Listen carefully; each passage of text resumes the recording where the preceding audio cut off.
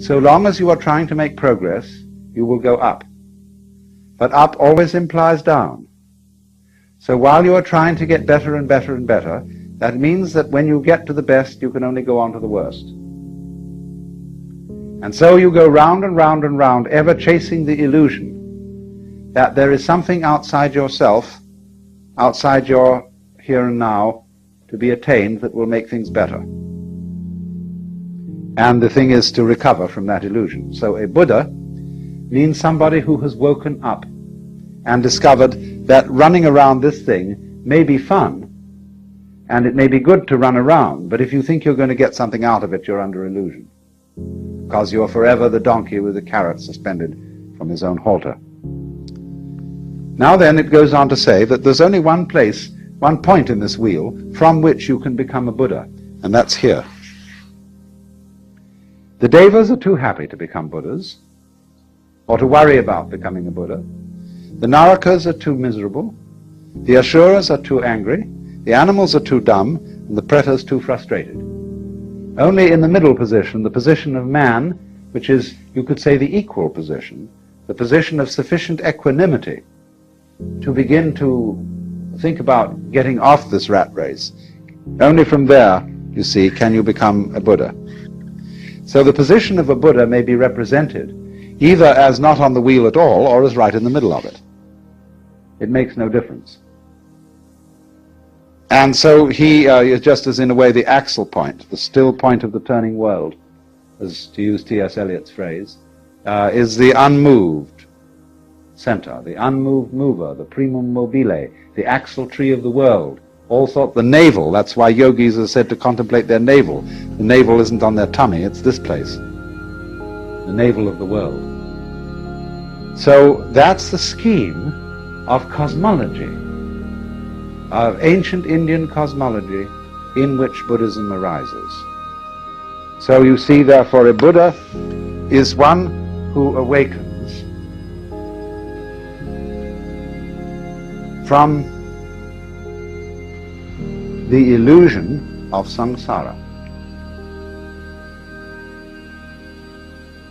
That is, from the thought that there is something to get out of life, that tomorrow will bring it to you, that in the course of time it will be all right. And therefore one is set pursuing time, as if you were trying to quench your thirst by drinking salt water. Now, I can exemplify this a little more strongly by relating Buddhism to the social system in which it arose. A Buddhist monk is sometimes called a shramana. S-R-A-M-A-N-A, shramana. This is closely allied to the word shaman. And a shaman is the holy man in a culture that is still hunting. It isn't settled, it isn't agrarian. There is a very strong and important difference between a shaman and a priest. A priest receives his ordination from his superiors.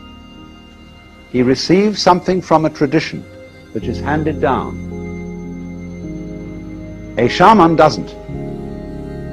He receives his enlightenment by going off into the forest by himself, to be completely alone.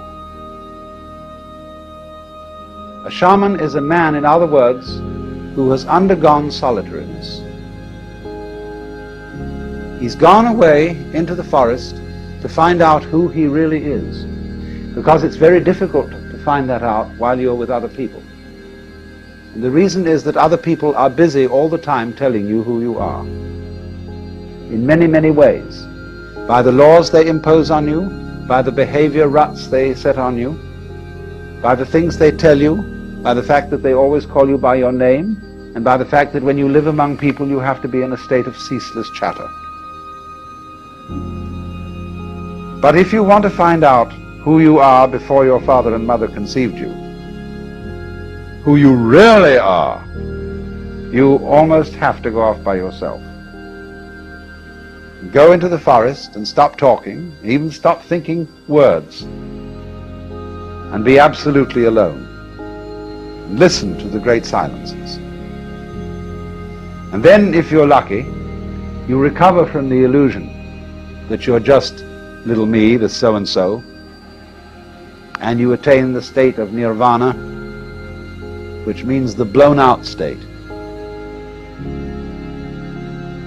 the relieved state, the sigh of relief. Nirvana may be translated into English as, phew, I've at last discovered that I don't have to survive. I can survive, of course, but I don't really have to. Because you discover, you see, that what you really are doesn't have to survive, because it's what there is. The real you is it, or that, tat tvam asi, that art thou, as the Hindus say. So then, in the normal life of India, which is not a hunting culture, but a settled culture, there are priests, but there is something beyond the priest. That is to say, when a man or woman has fulfilled his or her life in the world of society, it's the normal thing to do for a person to quit their status in society and become what's called a forest dweller. That is almost, you see, to go back to the hunting culture. They divide people into two classes, grihasta, which means householder, and vanaprastha, which means forest dweller. And the older people all hand over their occupations and positions to their children and enter the stage of vanaprastha, or become a shramana and go outside the stockade. I'm speaking metaphorically. They sometimes do actually, they sometimes don't. And become a nobody. They give up their name, that is to say, the label which designates who they are in terms of caste or class. They become unclassified people. That's why, strictly speaking, you see, Hinduism and Buddhism are not religions. You can classify the religions. You can say, what's your denomination? Baptist, Methodist, Catholic, Presbyterian, Episcopalian, Quaker, etc., etc., etc., you see. But strictly speaking, a vanaprastha, a shramana, has no label. He is an unlabeled bottle. So, in the time when the Buddha lived, about 600 BC, the Hindu system had become somewhat decadent. It isn't altogether clear what had happened to it, but it is certain that it did seem in some way to be in need of reform. And so there were many reasons for this. And the Buddha, as a young man, being basically troubled by the great problems that we're all troubled with, the problem of suffering and the problem of what all this universe is about, he endeavored to follow the methods that were then being used by people who were shramanas or vanaprasthas, forest dwellers. And at that time, it's very apparent that the main method that these people were using was an ascetic discipline. Starvation, very arduous meditation practices, probably self-flagellation and things of that kind. And it's said that for 7 years he practiced these austerities. But he found out that they didn't lead to liberation. And all the people who were practicing them knew they didn't either. But they felt that that was only because they weren't doing it hard enough.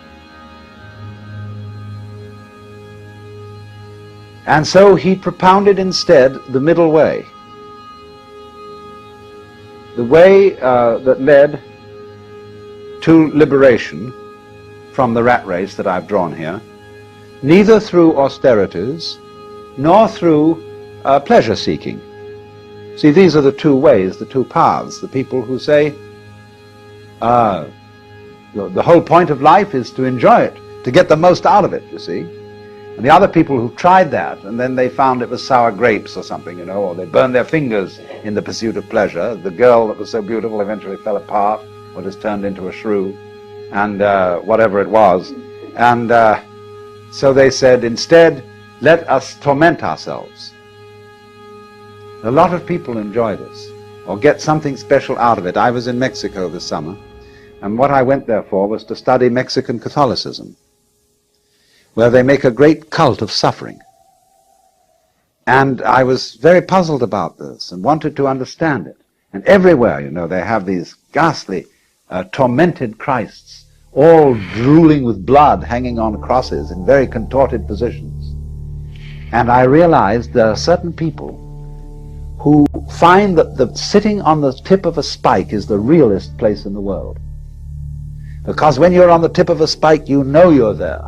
There's no doubt about it. And also you know that you're expiating for everything.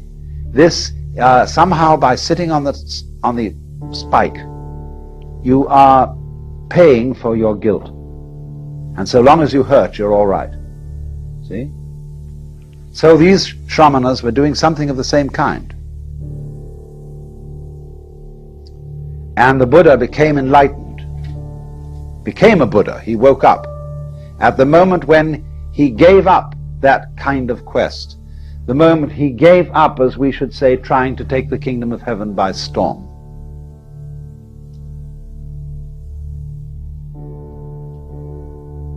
Now, what does this mean?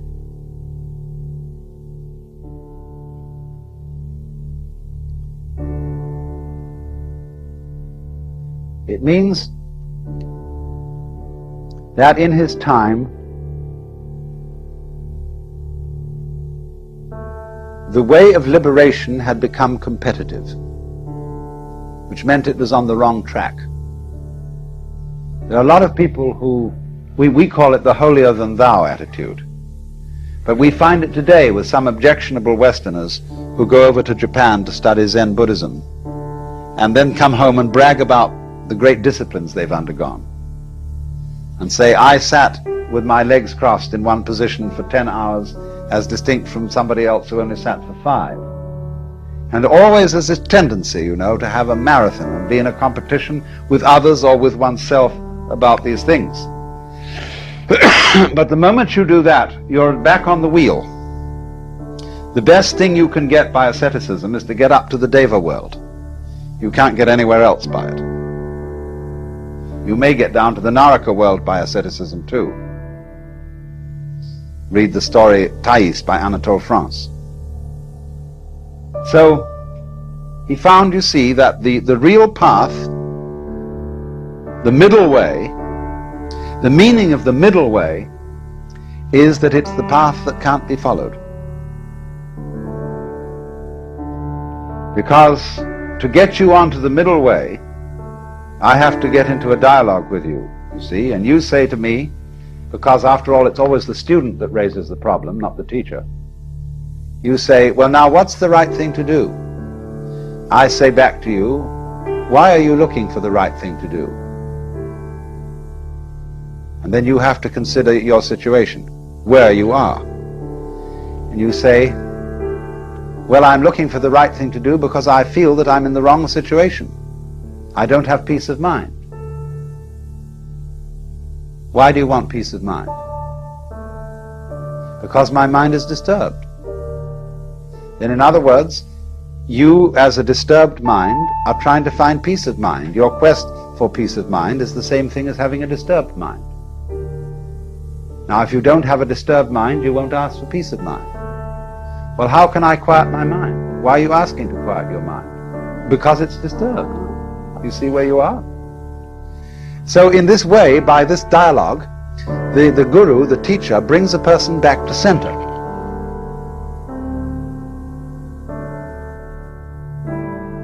So then this is the point. All Buddhist teaching is a dialogue. Really and truly, the man who goes out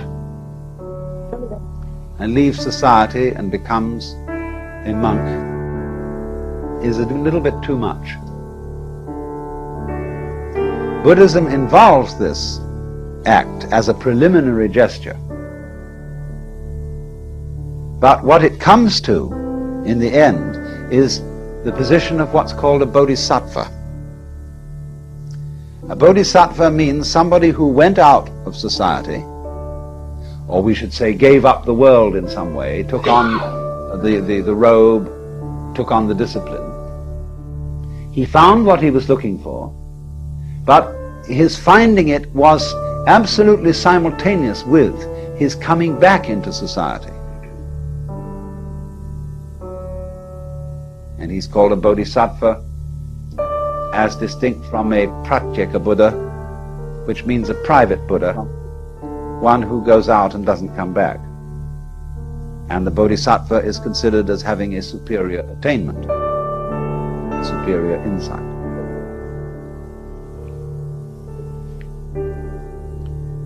So the important thing to remember then is Buddhism is a dialogue. And its teaching is a method, not a doctrine. Now, the teaching of Buddhism is summed up in what are called the Four Noble Truths. The truth of suffering, the truth about the origin of suffering, the truth about the ceasing of suffering, and the truth about the way to the ceasing of suffering. Dukkha, D-U-H-K-H-A, is the Sanskrit word we translate suffering. Discord, frustration, something like that. That's always the problem, you see. And this, because of suffering, is the reason why human beings seek out teachers and saviors. I hurt, and I don't want to hurt. So that's the universal problem, you see, that everybody brings. So then the teacher replies to this problem by saying, you suffer because you crave things. Trishna, T-R-I-S-H-N-A, from which we get our word thirst. Trishna, craving or desire, is the cause of suffering. That's the second truth. Now, the Buddhist analyzes this.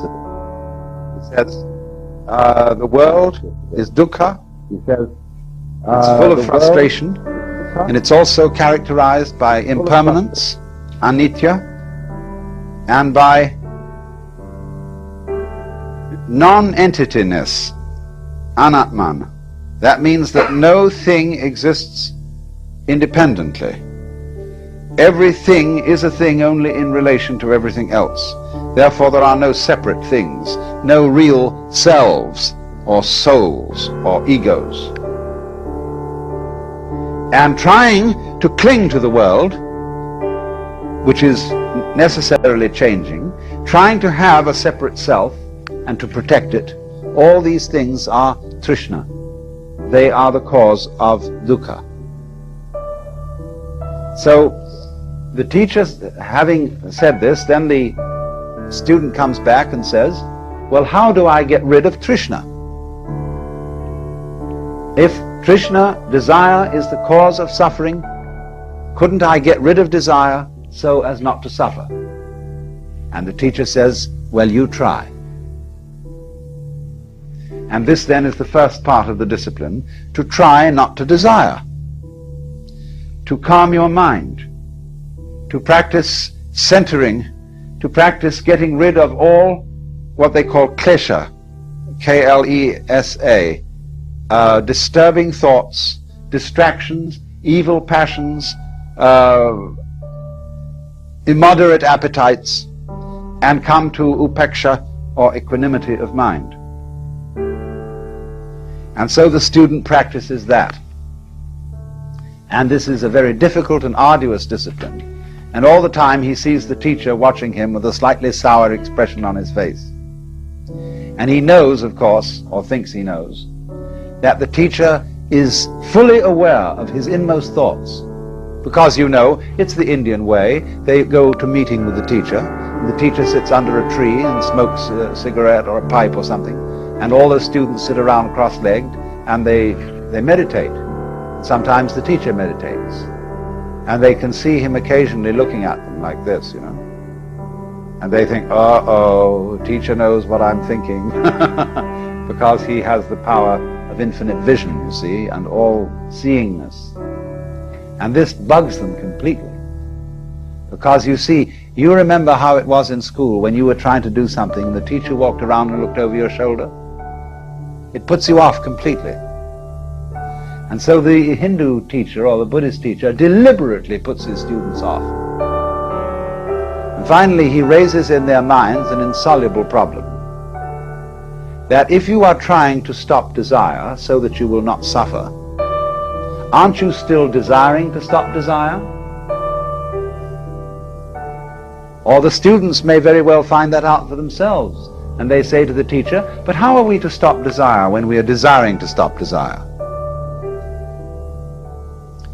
So then the teacher can engage them in an extremely marvelous trap, which is to say, he can play it in a number of different directions. One direction is to say, well, don't try to stop all desire, but try to stop as much desire as you can stop.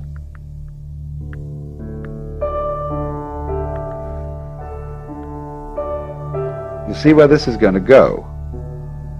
Then they're going to say, well,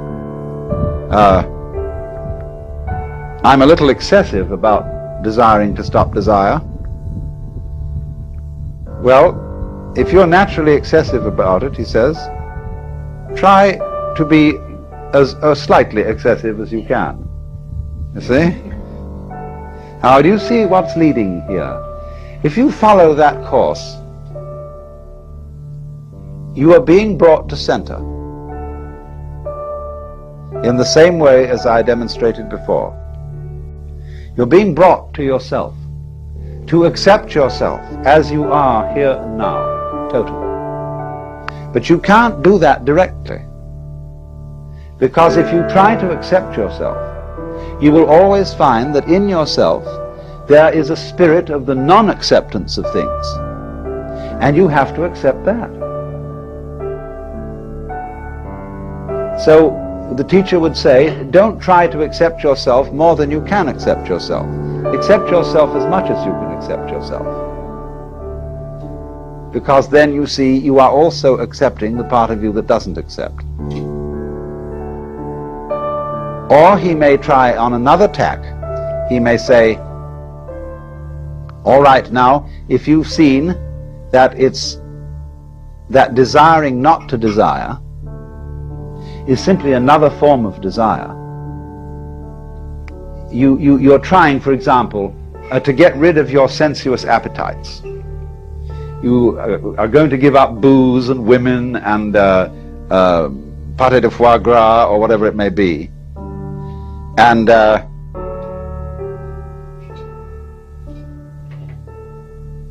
you then think, well, now, yes, this I must do.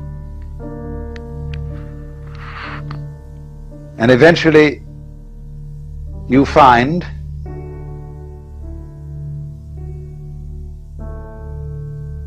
that you are becoming proud of your success in mastering your appetites. And you're beginning to depend on that. So the teacher says, do you see you're in the same trap as you always were? Formerly you sought spiritual security in booze and women and so on. Now you're seeking it in holiness. Formerly you bound yourself with chains of iron. Now you're bound with chains of gold. Formerly you boasted to all the boys how many sins you committed. Now you're boasting before the Lord of how many virtues you have. Same trap. Why do you do it? So the student eventually finds there's no way at all to not desire. Even desiring not to desire is desiring. Even trying to accept oneself is a way of trying to escape from oneself, because one hopes psychotherapeutically that by accepting yourself you will get rid of your nasty symptoms. So you're not accepting them. You're not accepting them by the gimmick, by the pretense of trying to accept them. So this is the way in which the dialogue of Buddhism begins to work. And as it progresses step by step, let me try and show you a little bit more how it works, because I'm shortening it enormously in order to give you an outline of the whole thing. What is going on between the teacher and the student, the Buddha and his disciples, is not merely a dialogue. There is the verbal dialogue, yes, that goes on. But there also, it spread over a long period of time. And in the intervals, the students are practicing meditations. They are making efforts to control their minds and emotions, and practicing those things which are the Buddhist equivalents of yoga. So that in parallel to the intellectual discussion, there is going on a total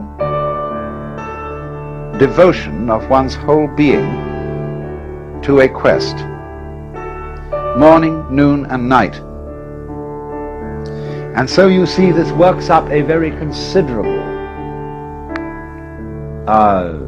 psychic alertness.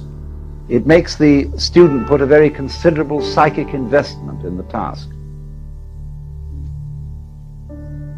And as he goes on, you see, he becomes more and more frustrated.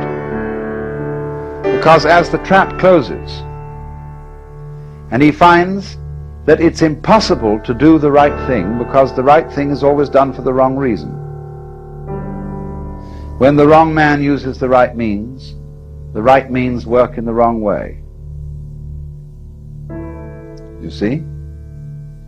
There is something you could do to attain liberation, or as the Christian would say, union with God, if you could do it. But the Christian would say, by reason of original sin, you can't. Because through original sin, everybody is basically selfish.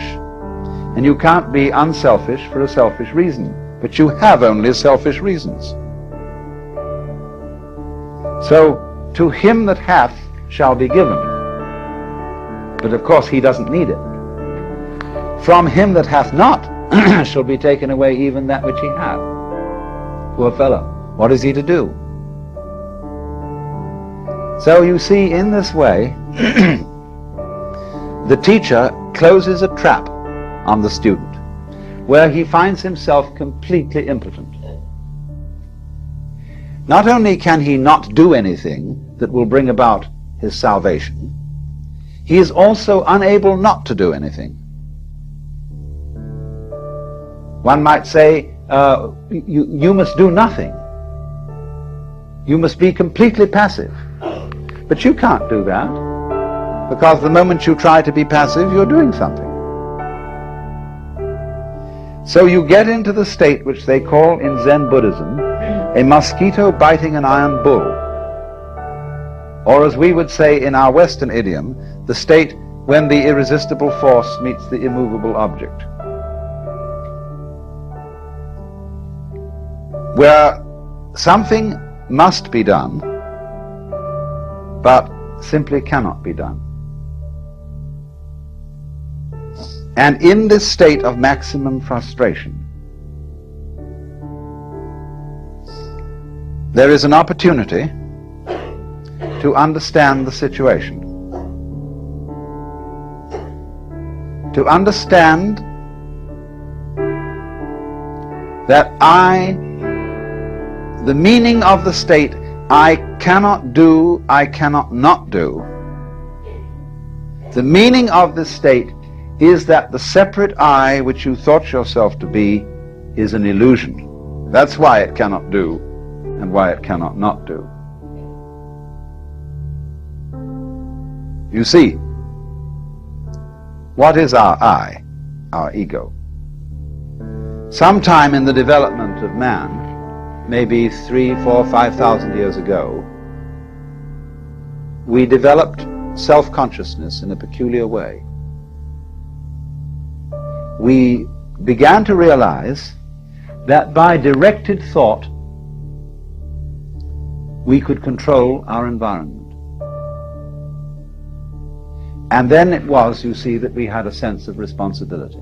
Let's just assume, for the sake of argument, that there was a time when nobody deliberated. They did exactly what they felt like.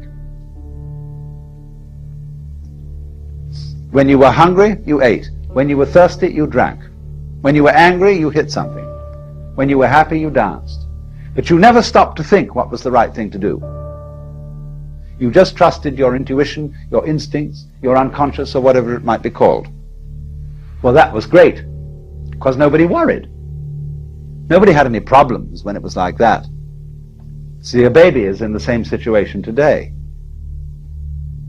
Now, maybe you were unsuccessful. Maybe the thing you did spontaneously was absolutely the wrong thing, and the tiger ate you up. Well, that was all right, because it really doesn't matter if the tiger eats you up, so long as you weren't spending your previous time worrying about it. See, everybody dies, and if you die clunk like that, that's that. You don't spend all your life before you die worrying about death. You don't spend all your time before you get sick worrying about getting sick. And when you see you move on that level of unpremeditated, spontaneous behavior, that's the golden age. And the reason people look back with nostalgia to the golden age is because that was the time of irresponsibility.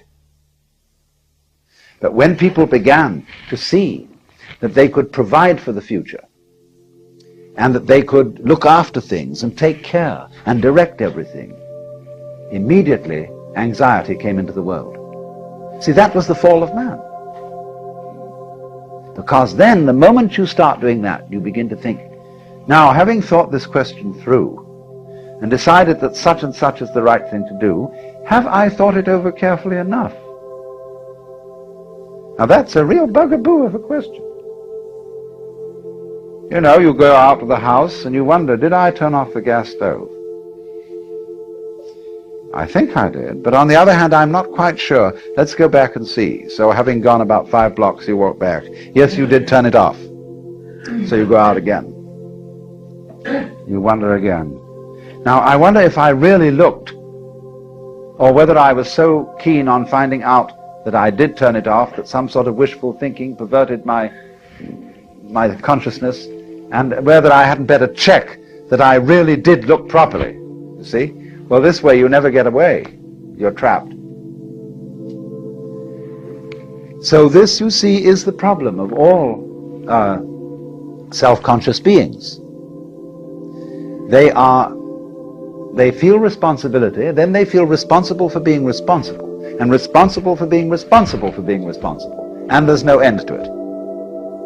So then, in this obscure way, everybody wants to get back to the golden age. But they say, if I just acted as I felt and was completely spontaneous, goodness only knows what would happen. Jesus, you see, said to do that. He did. And everybody reads it in the King James Bible where it means nothing. Take no thought for the morrow. What ye shall eat, what ye shall drink, and wherewithal ye shall be clothed. Consider the lilies of the field, how they grow. They toil not, neither do they spin. But I say unto you that Solomon in all his glory was not arrayed like one of these. Now if God so clothed the grass of the field, which today is and tomorrow is cast into the oven, shall he not much more clothe you, O ye of little faith? Oh, I mean, it sounds lovely read in church. But what it says, everybody says, no, that's the Sermon on the Mount, and that's not practical. Nobody can do that. That may be for a few saints, but after all, in our practical life as practicing Christians in the modern world, we can't do that kind of thing. Well, isn't that funny? Why can't you do it? I mean, that's the real reason for saying it in the first place. Jesus said many very strange things. For example, in the parable of the Pharisee and the publican, how the Pharisee goes up into the front row and says how good he is, and that he's fulfilled all his obligations and paid the tithes. And then there's this publican who goes into the back and sits there and beats his breast and says, God be merciful to me, a sinner. And Jesus says, now that man was the right man. He was justified. But the moment he's told that story, everybody creeps into the back row and says, God be merciful to me, a sinner. And they're all in the front row again. Nobody can do it, you see. That's why the story is told. In the same way, he says, take no thought for the morrow. Stop being anxious. Like going to a psychiatrist and he says to you, oh, don't worry me, stop being nervous. Can you? See, nobody can. And also they find out, you see, that really in the end, nobody can be God. Nobody can make life any better by being responsible about it. Because whatever you gain in that direction, you lose at the same time. By being responsible, we've created civilization, medicine, care of the poor, everything. But what a headache the thing has become. As we solve all our problems, we make more problems. Every problem you solve gives you 10 new problems. I'm not saying don't do that, but don't think you're going to get anywhere by doing that. That's one way of arranging it. That's one kind of dance you can have, is to improve everything and have technology. But it doesn't really solve anything. And it's only in the moment, you see, when you fully understand that your situation as a human being is completely insoluble, that there is no answer, and that you give up looking for the answer, that's nirvana. And that's how Buddhism works. Existence already includes non-existence. You could say being and non-being constitute existence. Just as we know physically, sound is constituted by sound silence in very rapid alternation.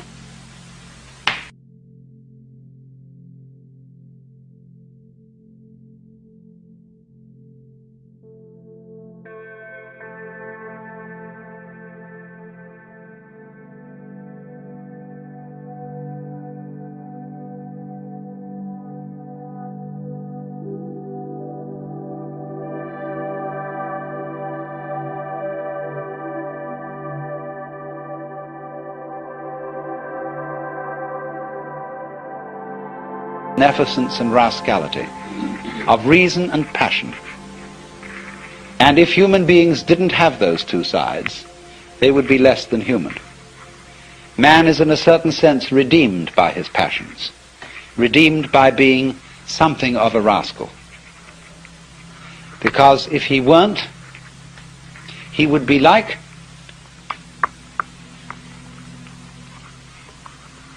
a stew with no salt in it. The salt somehow is something that in a large quantity is horrible, but in a certain small quantity delightful. And so everybody has to be salted with a certain amount of unrespectability. Otherwise they're impossible and intolerable. The only thing is, as a fervent cook, don't overdo it. It is in that respect, you know, that it's said of great gurus in India. They have a very funny thing they say. people, Westerners go over and they meet this man who's supposed to be extremely holy. And they're all agog, you know. And then after spending a few days with him, they begin to wonder. They find he smokes cigarette. They find that he occasionally loses his temper. And they begin to think, well, is this man so holy after all? I mean, he surely should not be dependent on these little habits and luxuries and so on. And then they find he has a girlfriend. And then they leave because they're so scandalized. Well, then the Hindus say, now you shouldn't get so upset about this, because if this man didn't have a few little vices, he would cease to manifest. He would simply disappear. He has to have these things to keep him grounded, to keep him in the world. Or if suddenly, you know, he gets terribly angry with a certain student and seems to lose his temper, they say, oh, no, that's a tactical anger.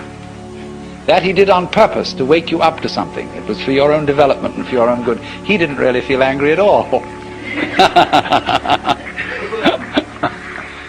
Oh dear. But do you see the point? There is something in the fact that if he didn't have these little attachments, he wouldn't be manifesting. He'd simply disappear. There's something in that, only don't take it too piously. I think you get the point. So then, we now have to explore a very important aspect of the Joker as equivalent to Gurdjieff's sly man. You see, he points out the four ways: the monk, the fakir, the yogi, and the sly man. And all the first three ways are ways of great difficulty. They involve very, very strenuous discipline. And of course, as we get it through the books about Gurdjieff, the way of the sly man involves a discipline too. But I think there's more to be said about the way of the sly man than appears in any of those writings, because this is very closely connected with the whole approach of Taoism, the Chinese philosophy of Wu Wei, or non-aggression, and with what is called in Buddhism the middle way. When the Buddha first discussed the middle way, he put it like this. He said, to try and solve the problem of suffering by immersing yourself in pleasure only leads to a hangover. To try and solve the problem by asceticism also brings no liberation. You merely get tied up in a kind of masochism where you say, I know I'm right just so long as I'm hurting. And all that is doing is expiating your kind of infantile guilt sense. So he said there is a middle way between asceticism on the one hand and hedonism on the other. But actually, the middle way is more subtle than that, and it's beautifully discussed in Professor Baum, a book called The Philosophy of Buddha. That's B-A-H-M, Professor of Philosophy at the University of New Mexico. And he gives a very, very fascinating analysis of the middle way in the form of a dialogue, whereby it works simply like this. The student brings a problem to the teacher, and he says, I suffer, and it's a problem to me. And the teacher says, you suffer because you desire. If you didn't desire, you wouldn't suffer. So try not to desire. And the student goes away and says, I'm not very successful in this. I can't stop desiring. It's terribly difficult. And furthermore, I find that in trying to stop desiring, I'm desiring to stop desiring. Now what am I to do about that? And the teacher replies, do not desire to to stop desiring any more than you can.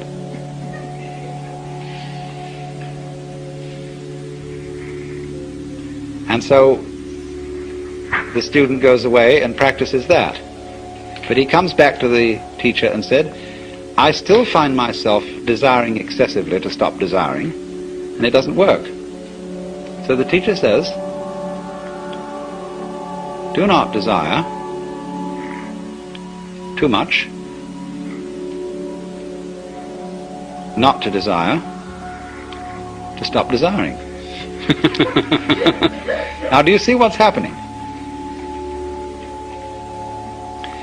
Step by step, almost like Achilles approaching the tortoise, the student is being brought together with himself to the point where he catches up with his own inner being and can accept it completely. And that is, you see, the most difficult thing to do, to accept oneself completely. Because the moment you can do that, you have in effect done psychologically what is the equivalent of saying in philosophical or theological terms, you as you are now are the Buddha, just as I was explaining a few minutes ago. That's unbelievable, because we are always trying to get away from ourselves as we are now in one fashion or another.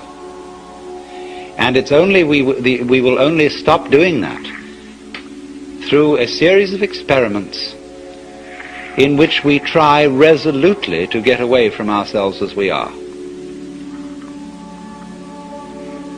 So that is the middle way.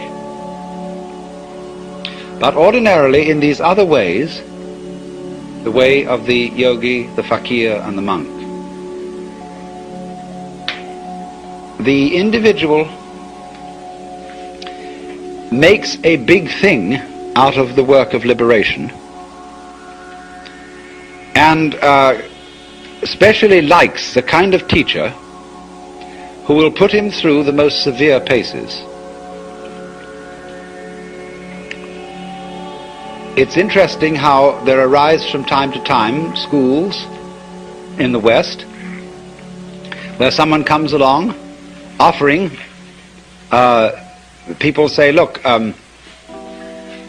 it's all very well to go to discussion groups and talk about these things, but that's not the real thing. What you need is really to get down and do some work. And often these teachers are very rude and very stern, but people love it. And such a person will always attract a great following, because people get the feeling, now we're at serious business here. This is really something, you see. And this, you see, though, can be an awful problem. Let's suppose that you have some difficult and distressing habit, like drinking too much. And you're assured that once you've become the victim of this habit, it's an extraordinarily difficult thing to get rid of it, and it requires intense willpower. And so that kills you right off. You're a dead duck from then on. It's as if, you see, you had said to the devil one morning, look, I'm going to get rid of you. I'm not going to have anything to do with you anymore. So the devil, who is an archangel and is terribly clever, is all set for you. And because he knows that you are getting out of his way, he surrounds you with greater temptations than you ever imagined. If you are going to outwit the devil, it's terribly important that you don't give him any advance notice.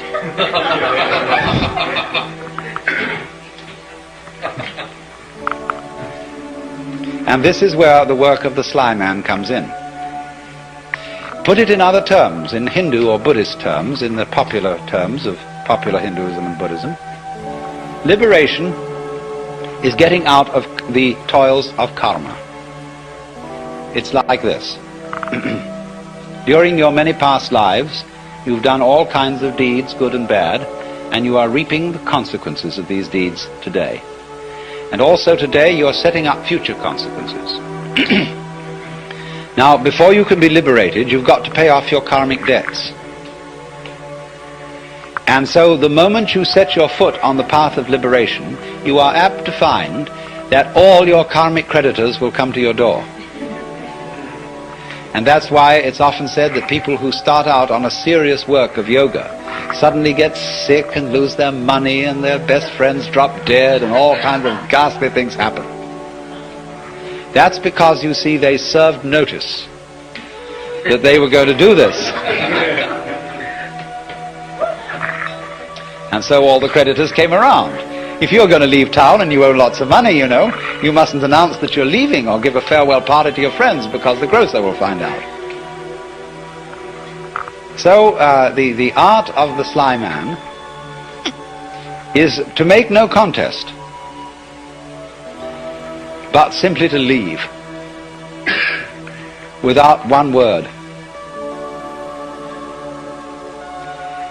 In other words, that's the meaning of Wu Wei in the technical vocabulary of Taoism. Wu Wei, not to interfere, not to force things. That's the best translation of Wu Wei, not to force things. But so he just drops it like that.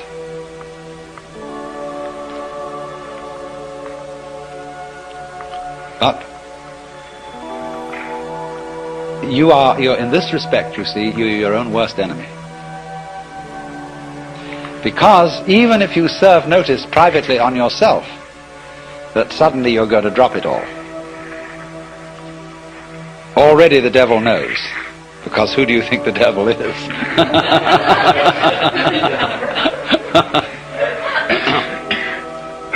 Now this lies behind the whole problem that is discussed in the book Zen in the Art of Archery. The necessity of letting go of the bowstring without first deciding to do so. Another way of putting it is that the decision to release the bowstring and the action of doing so must be simultaneous. Not to decide and then act, but to act, decide all at once. Now, why is this? If you are going to be an expert archer, you must shoot before you think, otherwise it'll be too late. You don't aim and then shoot. It's all one action. And this is true likewise of any sort of shooting, pistol shooting as well.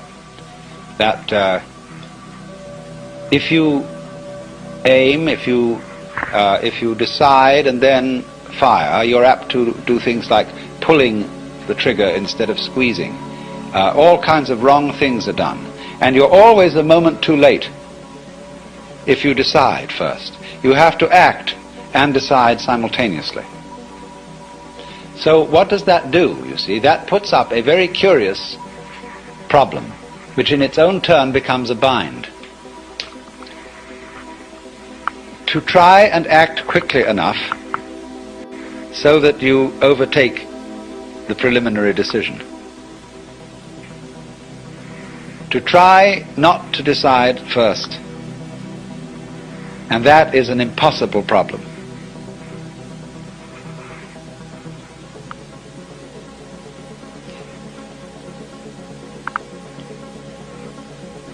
I wonder if you ever read von Kleist's story about the fighting bear.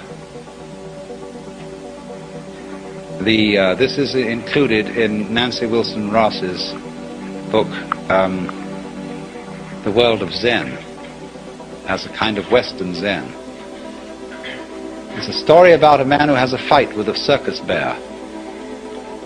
And the bear reads his mind and always forestalls any attack that he makes on it. There's absolutely nothing he can do to get past the bear. And so, in the same way, you might imagine a guru who is a mind reader, and he always knows if you decide before you act. And if you do, you see, the devil will catch you. instead you see of deciding that you won't be an alcoholic anymore, the only thing to do is not to drink, without any previous decision on this matter. But how can anyone do that, you see? That's the question. How can I decide not to decide? How can I announce that I won't make any announcement without making an announcement?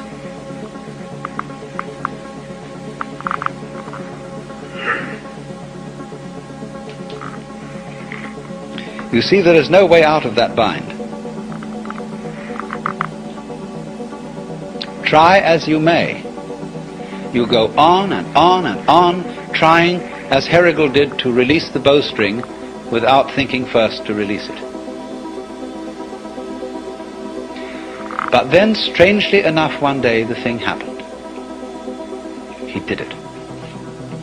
And this is involved in our learning of almost all techniques, that we work and work to achieve that final point of perfection. And it doesn't come, and then one day it happens. Now, what is the reason for that? Is it simply, and this is really, you know, the way it's usually explained, but this is an oversimplification. It is not that we have practiced it so often that it suddenly becomes perfect. It is much more subtle than that. What happens is that we've practiced so often that we find out we can't do it. And it happens at the moment you know you can't do it. When you reach a certain point of despair, when you know that you are the one weird child who will never be able to swim, at that moment you're swimming.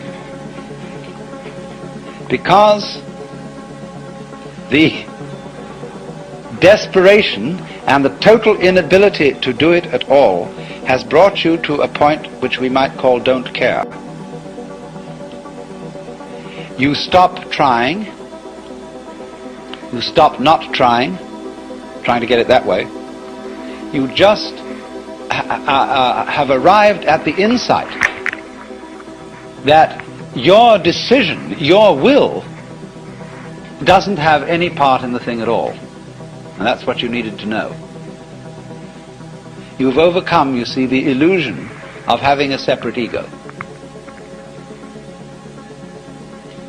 There is no way of telling anyone that that's an illusion and getting appropriate action, because we are thoroughly indoctrinated with the idea that it's real.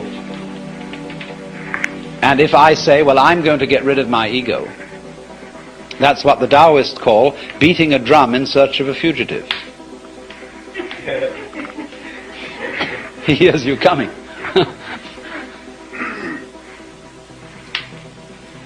So the ego, that is to say, the illusion of having a separate will and a separate I center that can be an effective agent, that cannot be overcome by a decision which seems to be centered in the ego. You might as well put out fire with fire. It can come only when an attempt to act from the ego center has been revealed to be completely futile. Then the thing happens, because you've really discovered that it was, after all, an illusion. Now, be very careful how you formulate this sort of thing philosophically. This could, of course, correspond to the kind of person who feels unafraid and who feels very free because he's a complete fatalist. A lot of people are, and are very happy in their fatalism. They really feel that they don't do anything, it just happens, and that it's all life, and that when they won't die until it's their time to die, and so why worry? Everything, they have the sense of everything is just happening to them. And this is a kind of a floating feeling. it's as if you didn't have to push things at all. They just flowed along. Well, now that state of affairs, that feeling of you don't have to push anything, it just floats along, is very similar to the experience I'm describing, if not the same thing. But this person has interpreted it as a fatalist in a rather passive way. That is to say, he has felt that there still is some kind of a little differentiation between himself as the experiencer on the one hand and that force or set of forces called fate on the other. He is pushed around, but he witnesses being pushed around. Now, in this state, this person still has a little fragment of impurity left. There's still one fly left in the ointment, and that is the sensation of being pushed around. There is still a fundamental division between the knower and the known. And in this case, the case of the fatalist, the knower seems to be the passive thing, and everything known, the objective world or the goings-on of his own physiology, they appear to be the active end. And the knower just has the experience of himself being moved by the tides of life. The important thing to find out is this, that the sensation of being the knower and the experiencer of all this is not, as it were, aside from everything else that's going on, but part of it. Just as you, although you experience your own existence subjectively, you are nevertheless part of the external world. You are in my external world just as I am in your external world. So in this way, the final barrier between the knower and the known is broken down. There is nobody, as it were, being carried along by fate. There is just the process. And all that you are is part of the process. Then there is a curious flip. The individual who has always felt himself to be the tiny little thing on the end of the big determining process suddenly goes bloop. Have you watched sometimes a tiny little piece of mercury coming nearer and nearer to a large piece of mercury? The sudden moment when they touch each other, and boom, the little thing vanishes into the big one, almost more dramatically than a drop into the ocean. In this case that I'm talking about, it isn't that the individual organism vanishes. The individual human being doesn't vanish. But he experiences no longer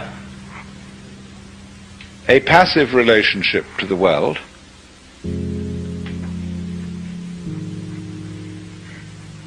He simply sees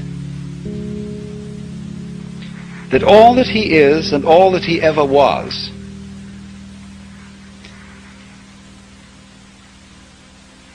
something that the entire process was doing.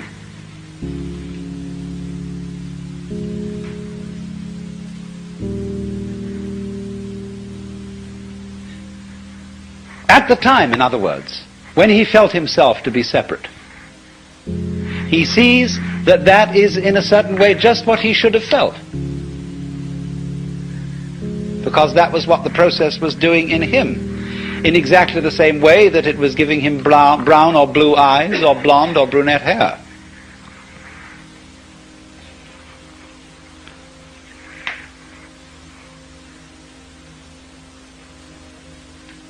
And that's going through the door and turning round and seeing there wasn't a door. Of finding that you aren't fated, that you're not trapped, because there's nobody in the trap, and it takes something trapped to make a trap.